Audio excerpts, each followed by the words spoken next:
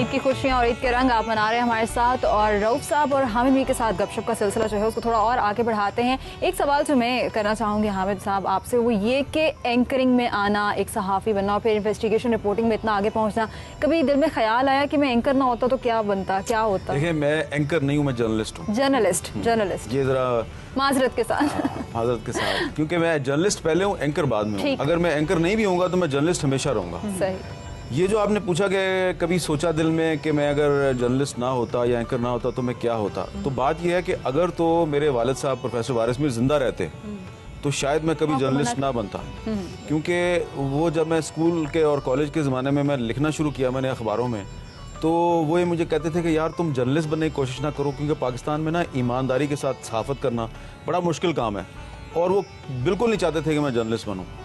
लेकिन जब उनकी वफ़ात हो गई तो फिर मुझे रोकने वाला कोई नहीं था, इसलिए फिर मैं जर्नलिस्ट बन गया। उस वक्त मैं जब उनकी वफ़ात नहीं हुई थी तो मैं क्रिकेट खेलता था, मैं क्रिकेटर था, फर्स्ट क्लास क्रिकेट मैं खेलनी शुरू कर चुका था। तो अब मैं सोचता हूँ कि अगर मेरे वालिद साहब की वफ़ात नहीं होती तो शायद मैं क्रिकेटर होता, लेकिन अब तक मैं क्रिकेट से रिटायर हो गया होता और कहीं मैं फटीचर किस्म का कमेंटर होता या सर आप तो एंकर बन के बड़े चौके छक्के मार रहे होते हैं। नहीं, शायद फिर मैं एंकर या जर्नलिस्ट ना होता। सर आप कभी टीम हार जाए तो आप कहते हैं यार यहाँ मैं होता ना क्या खेलता? नहीं, मैं ऐसे नहीं कहता। जब टीम हार जाती है तो मैं कभी भी टीम को गालियां नहीं निकालता, बल्कि जो जीतने वाली टीम होती है उसने जो अच्छी परफॉर्मेंस दी होती है मैं उसको अप्रिशिएट करता हूँ। अच्छा सर, ये बताइएगा कि वैसे 4 दिन आपका प्रोग्राम होता है और 3 दिन आपका प्रोग्राम नहीं होता, तो लोग जो बेसिकली जो इल्ज़ाम में आता है वो ये था कि आप लड़ाते बहुत है अपने एंकर्स को। जो 4 दिन जो आपके एंकर्स आते हैं उनमें लड़ाते हैं, तो जो बाकी जो गेस्ट आपके आते हैं, तो उसके बाद 3 दिन आप क्या करते हैं? देखें, ये जब 2002 में हमने ये कैपिटल टॉक शुरू किया था तो पहली दफ़ा हुकूमत और अपोजिशन के लोगों ने आमने सामने आके बैठना शुरू किया। उससे पहले तो सिर्फ पीटीवी था। तो ये हमने एक नई ट्रेडिशन सेट की। अब उसमें जब गवर्नमेंट और अपोजिशन वाले आमने सामने आके बैठते तो उनमें जारी बात है लड़ाई भी होती थी। लेकिन आप देखें कि 2007 की जो इमरजेंसी लगी थी परवेज़ मुशर्रफ साहब के दौर में, तो उसके बाद हमने कुछ जो सीनियर एंकर्स हैं हमने ये इसको रियलाइज़ किया कि परवेज़ मुशर्रफ ने इस चीज़ को एक्सप्लॉइट किया कि जी टीवी पे आके तो पॉलिटिशियन आपस में लड़ते हैं। तो आप देखें कि पिछले 4-5 साल में जो सीनियर पॉलिटिशियन है वो अवॉइड करते हैं, वो लड़ाई नहीं करते। लेकिन सर अब आगे आने वाले लड़ाकियों तो बंदा क्या कर सकता है? ये भी बात ठीक है, लेकिन देखें अब लोग जो है ना वो लड़ाई को पसंद नहीं करते। ठीक है, लोग ये चाहते हैं कि उनके प्रॉब्लम्स बहुत ज़्यादा हैं और लोग ये चाहते हैं कि उनके प्रॉब्लम्स का सोल्यूशन दिया जाए। हम कोशिश करते हैं कि सोल्यूशन ओरिएंटेड किस्म की डिस्कशन करवाई जाए, लेकिन समटाइम्स ऐसा होता है कि इख्तिलाफ राय जब 2 अफ्रीकन में ज़्यादा होता है तो वो आपस में लड़ भी पड़ते हैं। तो इसमें एंकर को जब 2 उसके पैनलिस्ट लड़ रहे हों तो उसको खामोश तमाशाई का किरदार अदा नहीं करना चाहिए, बल्कि उसमें उनको रोकने की कोशिश करनी चाहिए। कभी-कभी ऐसा होता है कि आपकी आंखों में चमक बड़ी आ जाती है। हाँ, चमक उस वक्त आती है जब कोई मेरे सवाल के जवाब में झूठ बोल रहा होता है और मुझे पता है झूठ बोल रहा है तो फिर चमक तो आती है ना। और आपने पूछा कि बाकी हफ्ते के 3 दिन में आप क्या करते हैं, तो हफ्ते के 2 दिन में मैं कॉलम लिखता हूँ जंग में।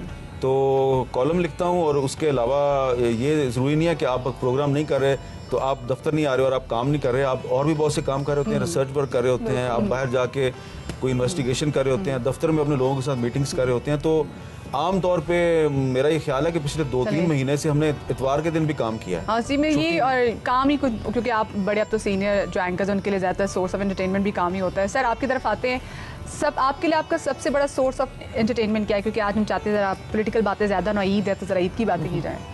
सबसे बड़ा सोर्स ऑफ एंटरटेनमेंट मतलब वो तो मेरे ख्याल में किताब पढ़ना, और अगर आदमी किताब को अपना दोस्त बना ले तो हमें इससे अच्छी चीज़ और कोई नहीं हो सकती। हम अनफॉर्चुनेटली एक ऐसी सोसाइटी बनते चले जा रहे हैं जिसका किताब से बहुत दूरी हो गई है। आज मैं और हामिद मीर हमें मौका मिला, हम इकट्ठे बैठे हुए थे और मेरे ख्याल में हमारी 2-3 घंटे की गुफ्तगू में ज़्यादा डोमिनेट यही कर रहा था जो किताबें हमने पढ़ी हुई। सर आपके तो ऑफिस में आए तो पहले किताबें उठाते हैं हम और फिर हम बैठते हैं। आप ये देखो कि 3 घंटे हम लोग बैठे रहे हैं और हम बोर नहीं हुए, हमने बहुत बातें की हैं। हम चेखोव की बात कर रहे थे, दोस्तोयेव्स्की, मैक्सिम गोर्की। आते ही इन्होंने सबसे पहले पेब्लो नेरूदा किताब सामने पढ़ी थी, पेब्लो नेरूदा की किताब पढ़ी है, शायरी। ये मुझे दे दो। बिल्कुल। अच्छा, बुक रीडिंग के अलावा फिल्म्स का भी तो? जी, मुझे फिल्म का बहुत शौक है, लेकिन फिल्म जो है वो मैं देखता हूँ ज़रा थोड़ी सी आर्टी फिल्में जिनको आप कहते हैं, मतलब जो ज़रा थोड़ी सी जिन फिल्मों ने नाम बनाया होता है, बहुत बड़े, मेरे पास कलेक्शन भी अच्छी है।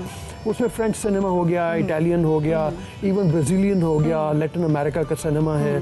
तो मेरी कोशिश होती है अच्छी फिल्म इकट्ठा करूं। कभी फिल्म देखते देखते आपने कोई ऐसा स्टूडेंट लाइफ का कोई वाकया हुआ है कि फिल्म देखने के लिए आपने कोई फिल्म आपको महंगी पड़ गई हो? देखना ही महंगा पड़ गया? नहीं, वो मुझे पता है आप कौन सा सवाल पूछ रही हो। वो ये है कि बचपन में भी हम लड़कपन में अपने फिल्म बहुत देखते थे, घर से छुप के जाते थे। तो होता ये था कि अमूमन मेरे घर में अखबार, मेरे वालिद का ताल्लुक भी एक लिहाज से एडवर्टाइजिंग एजेंसी थी, तो अखबार बहुत आते थे घर में। तो हम थोड़ी थोड़ी रद्दी चोरी करते रहते थे, और वो जब काफ़ी सारी हो जाती थी हफ्ते के आखिर में, फिर उसको बेच के टिकट 2 आ जाते थे। मैं और मेरा एक दोस्त है, तो एक दफ़ा ज़रा कम पड़ गई, पता नहीं क्या हुआ। तो हमने सोचा क्या करें। अच्छा, जाते भी ये थे कि वो किसी को पता चले नंगे पाँव चले जाना, कि वापस आएंगे किसी बाहर खड़ा देख लिया तो मतलब वो इस तरह से। तो मुझे वो वाक़या नहीं भूलता कि जब हम आए तो देर हो रही थी, तो रिक्शा ले लिया हमने। रिक्शे के पैसे कम हो गए, 5 रुपये कम हो गए। तो मेरा दोस्त जो है ना, उस रिक्शे वाले को कहा कि यार पैसे ले ले, बाकी 5 रुपये का डांस देख ले। कौन डांस कर रहा था, दोस्त क्या? सर ये फिर ऐसे तो नहीं हुआ कि रिक्शे वाले ने आपको भी पैसे दिए? बहुत अच्छा डांस रिक्शे वाले को पहले से देने पड़ गए। सर हमारे साथ लाइन पर मौजूद है, बात करते हैं जियो FIR से। फ़हीम हमारे साथ लाइन पर मौजूद है। फ़हीम, बहुत बहुत ईद मुबारक। अस्सलाम वालेकुम। वालेकुम अस्सलाम, बहुत बहुत ईद मुबारक सब दोस्तों को, आप सबको बहुत बहुत ईद मुबारक। आपने तो आते साथ ही आपने तो मैं फ्रेश कर दिया प्रोग्राम के एंड में भी। फ़हीम, ईद वैसे आप कैसे मनाते हैं? जितनी आपने माशाल्लाह से टाइम रिपोर्टिंग की, आपको तो बहुत अच्छी तरह से पता होता होगा कि जो ईद की नमाज पढ़ने आता होगा उसकी जूतियाँ कितनी चढ़ाई हैं। नहीं देखें, ईद जब तक फील्ड रिपोर्टिंग करते रहे तो ईद तो बिल्कुल जो भी ईदगाह होती थी उसके बाद सिक्योरिटी के ऊपर दीपर देते हुए और वहाँ से उसी की तरह गुजरती थी। अब थोड़ा सा चेंज है, और अब तो ये है कि दोस्तों से ईद मिलते हुए और मेहमानों से, दोस्तों से इसी तरह ईद गुजर जाती है पूरी।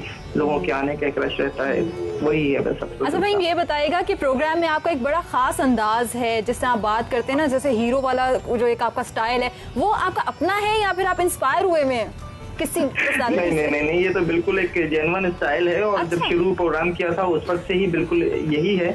और जो लोग मुझे जानते हैं पर्सनली, उनका भी यही है कि किसी हद तक ये शब्द ऐसा ही है। लेकिन ये है कि बात जगह ये होता है कि प्रोग्राम में एग्रेशन की जरूरत होती है, प्रोग्राम की एक थीम ऐसी है, तो वो बाज़ औक़ात करना भी पड़ जाता है, क्या थोड़ा सा ओवर भी लगता है लोगों को लाने के लिए, वो एक रजिस्टर्ड हो चुकी है चीज। तो फ़हीम, ये बात तो मानने वाली है कि आप माशाल्लाह से बहुत एनर्जेटिक है, क्योंकि जिस तरह से आप हाथ नहीं उठाते हैं ना, तो वैसे नॉर्मल लाइफ में भी ऐसे बात करते हैं, कैसे हो तुम, क्या कर रहे थे, कुछ ऐसा? नॉर्मल लाइफ में मैं इतना उंगली उठा के बात नहीं करता, ये तो उंगली आप रजिस्टर्ड हो गई है। नॉर्मल लाइफ में तो मैं इतना उंगली उठा के जितना बाजू हिलाते, बाजू ज्यादा लंबा तो नहीं हो गया, गज का बाजू आपका हो गया हो? नहीं, ऐसा नहीं है। अस्सलाम वालेकुम फ़हीम, क्या हाल है? अल्लाह का लाख शुक्र। आप बताएं कैसे हैं? मैं बिल्कुल अल्हम्दुलिल्लाह। मैं कह रहा था कि कभी आपने मुकाबला किया हो कि आपकी उंगली ज्यादा हिलती है या शहबाज शरीफ की? नहीं, अगर इसमें देखा जाए तो मेरा ख्याल है मेरी ज्यादा हिलती होगी। सर आप लाहौर आए तो हम कंपटीशन करवाएंगे। तो कंटिन्यू हो गया ना प्रोग्राम को। थैंक यू सो मच, आपने टाइम निकाला और आपने ईद के दूसरे दिन हमें ज्वाइन किया। खुश रहें हमेशा और अपना बहुत ज़रा ख्याल रखिएगा सर, क्योंकि अब हम प्रोग्राम क्योंकि जाने का हमारा वक्त आ गया है, तो आपको मैसेज देना चाहेंगे? यही कहूँगा कि ईद की खुशियाँ हम ज़रूर मनाएं, मुस्कुराएं, कह के भी लगाएं, लेकिन इर्द गिर्द जो हमारे बहुत से दुखी लोग हैं, परेशान लोग हैं, दहशतगर्दी के शिकार लोग हैं, महरूम लोग हैं, यतीम हैं, मस्कीन है, इनको भी हमें अपनी खुशियों में शामिल करना चाहिए और इनके दुख भी बांटने चाहिए। बिल्कुल सही बात। और सर आपको मैसेज देना मैं ये कहना चाहूँगा कि ये बड़ी अच्छी बात है, पूरा महीना हमने गुजारा है, दुआओं का महीना, हमने बहुत दुआएं की हैं, लेकिन कुछ अमली इकदाम भी हमें करने चाहिए। हमें अपने मुल्क की जो भी पॉलिसीज़ बनी हुई हैं, मुल्क के जो हालात हैं, इसके बारे में सोचना चाहिए कि हालात इस तरह के क्यों हुए हैं। अगर हुक्मरानों की कोई गलती है तो हमें ज़रूर कोई ऐसा अमल करने के बारे में सोचना चाहिए कि हम उनको पकड़ सकें, उनसे पूछ सकें, और फिर ख़ास तौर पे अमली इकदाम जिस वक्त हमारे सामने आएंगे, चाहे मोहल्ले की कमेटी हो, चाहे शहर की कमेटी हो, उसका ताल्लुक सूबे से हो, उसका ताल्लुक पूरे मरकज़ी यानी पाकिस्तान से हो, वहाँ हम कोई ना कोई अगर मिल के काम करें तो हम उस पर कोई ना कोई तब्दीली ज़रूर ला सकते हैं। चलिए, thank you so much sir, आप आए और आप हमारे स्पेशली इस्लामाबाद से, क्योंकि आप लाहौर ईद मनाने के लिए हमारे साथ आए। आप दोनों का बहुत ज़्यादा शुक्रिया कि आपने अपने मसरूफ़ तरीन वक्त में से वक्त निकाला और हमारे साथ आपने ईद सेलिब्रेट की। इस नोट के साथ जिस तरह से हामिद मीर साहब ने बात की है कि हमारे मुल्क में क्योंकि मसाइल कम नहीं होते, तो कोशिश करें उन लोगों को ज़रूर अपने साथ लेके चलें जिनकी ट्रेजिडीज़, जिनके मसाइब अभी तक बाकी हैं, उन लोगों को साथ लेके चलें, क्योंकि ईद तो नाम ही ऐसा है कि आप सब लोग मिल बैठें, आप लोग सबकी खुशियों में, सबके गम में उनका साथ दें।